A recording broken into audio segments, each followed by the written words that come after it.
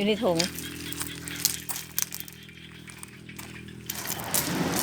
ตืดตืด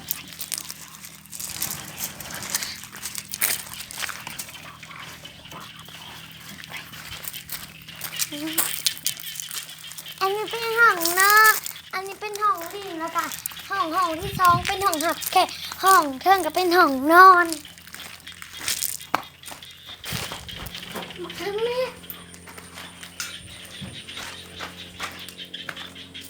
เด้อ